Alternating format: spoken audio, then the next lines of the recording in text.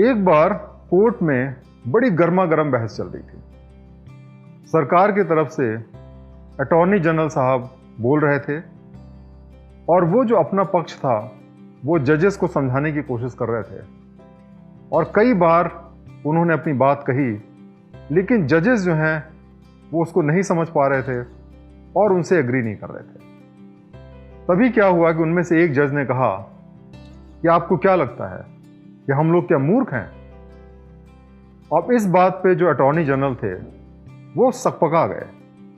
उन्होंने ये उम्मीद नहीं किया था कि कोई ऐसा सवाल जो है जज की तरफ से आ सकता है, लेकिन वो बहुत चतुर थे और बहुत समझदारी से उन्होंने इसका जवाब दिया।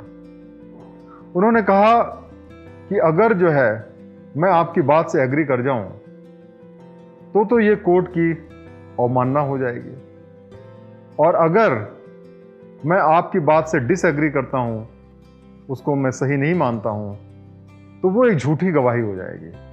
अब आप ही बताइए कि मैं क्या करूं? इस बात को सुन के जजेस जो हैं वो जोर जोर से हंसने लगे और इस तरीके से जो कोर्ट का जो वातावरण था वो शांत हो गया और फिर जो है आराम से जो है वो बहस आगे बढ़ने लगी।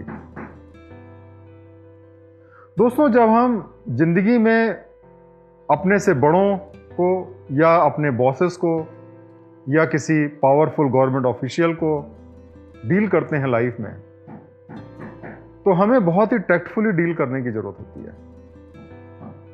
कई बार क्या होता है कि जब बहुत गर्म वातावरण होता है, बहुत ज़्यादा गुस्सा होता है एक दूसरे की तरफ, और उस समय अगर हम सच बोल दें जो हमारे दिल में है, तो वो हमें बहुत नुकसान पहुंचा सकता है।